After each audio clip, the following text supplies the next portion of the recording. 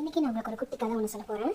அந்த படத்து பேர் people we met on vacation. So அந்த படம் நான் வந்து பார்த்தீங்கன்னா இந்த இயர் ஸ்டார்டிங்கில் பார்த்தேன். ஸோ எனக்கு பிடிச்சது. அதில் சில சீன்ஸோட இமேஜஸ் நான் ட்ராயிங் பண்ணிவிட்டு ஸோ உங்களுக்கு அதை நான் என்ன பண்ணணும் எப்படி அப்படின்னு சொல்லிட்டு நான் உங்களுக்கு எக்ஸ்பிளைன் பண்ணுறேன். ஸோ இதை ஸ்டார்டிங் சீன். ஸோ ஹீரோயின் வந்து பார்த்திங்க அப்படின்னா ஸோ ஃபஸ்ட்டு சீனே வந்து ஒரு காரில் தான் மீட் பண்ணுறாங்க. எதுக்காக அப்படின்னு பார்த்தீங்கன்னா ஒரு ஃப்ரெண்டு வீட்டுக்கு போகிறாங்க அப்படிங்கிற மாதிரி இருக்கும். ஹீரோ வந்து பார்த்திங்கன்னா ரொம்ப பஞ்சுவல், ஆனால் ஹீரோயின் அப்படி இல்லை. ஸோ லேட்டாக தான் வருவாங்க, அதனால எங்கள் லேட் ஆகிடும். ஸோ போகிற வழியில் சில வந்து பார்த்திங்கன்னா 2 பேருக்கு வாக்குவாதம், சண்டை அந்த மாதிரி போய்கிட்டு இருக்கும்.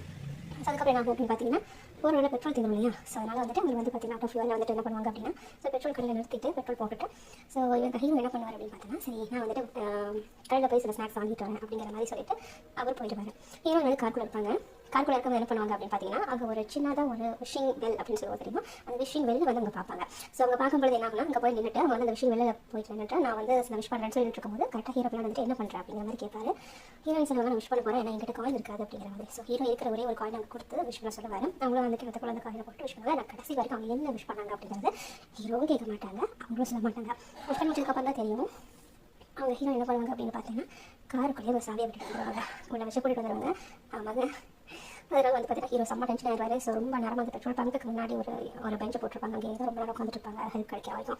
ரொம்ப இருட்டிடும். அதனால் என்ன பண்ணுவாங்க அதனால் ஏர்லெஸ் இருக்க ஹோட்டலில் போயிட்டு ஸ்டே பண்ணுவாங்க. ஸ்டே பண்ணும்போது என்ன சொல்லுவாங்கன்னா ஹீரோயின் வந்து அவங்களோட ஒரு சீக்கிரட்டான ஒரு ஸ்டோரி அவர்கிட்ட சொல்லுவாங்க. ஸோ யாருமே வந்து எல்லாருமே கேட்டு எல்லாருமே பைக்கை ஜட்ஜ் தான் பண்ணியிருக்காங்க. பட் ஃபஸ்ட்டு டைம் ஜட்ஜ் பண்ண ஒரே யாருன்னு பார்த்தீங்கன்னா ஹீரோ மட்டும்தான்.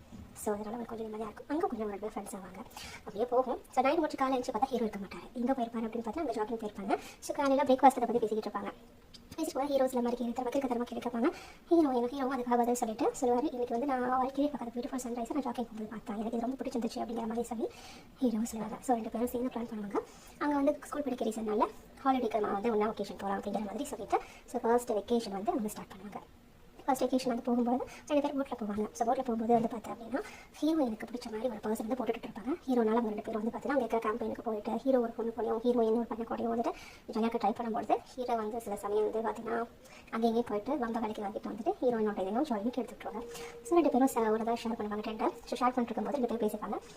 ஸோ இது வந்து அவருக்கு ஹீரோக்கு ரொம்ப பிடிச்சிரும். அவராக இருக்காரு ஒரு ஃபீல் ஆகிறதுனால ஸோ எல்லா வெக்கேஷனும் 2 பேர் ஒன்றா போகலாம் அப்படிங்கிற மாதிரி நிறைய வெக்கேஷன் போவாங்க. போகும்போது என்னன்னா ஹீரோக்கு ஒரே கேர்ள் ஃப்ரெண்ட், பட் ஹீரோயினுக்கு ஒவ்வொரு வெக்கேஷன் ஒவ்வொரு கேர்ள் ஃப்ரெண்ட் இருக்கிற மாதிரியான சீன்ஸ் வரும். ஸோ லாஸ்ட்டாக வெக்கேஷன் போகும்போது என்ன ஹீரோயினுக்கு வந்துட்டு ப்ரெக்னென்ட் ஆகிட்டாங்களோ அப்படின்னு ஒரு பயம் வந்து ஹீரோயினுக்குள்ள வந்துடும். அதனால் வந்துட்டு ஹீரோயின் கிட்ட ஹீரோக்கிட்ட எழுதும்போது ஸோ டெஸ்ட் எடுத்து பார்க்கலாம். டெஸ்ட் எடுத்து பார்ப்பாங்க. நெகட்டிவ் தான் இருக்கும். ஸோ ஹீரோயின் வந்து ரிலாக்ஸ் ஆகிட்டு அந்த டென்ஷன் என்ன பண்ணுவாங்கன்னா ஹீரோட்ட போயிட்டு கொஞ்சம் நெருக்கமாக இருக்க பார்ப்பாங்க.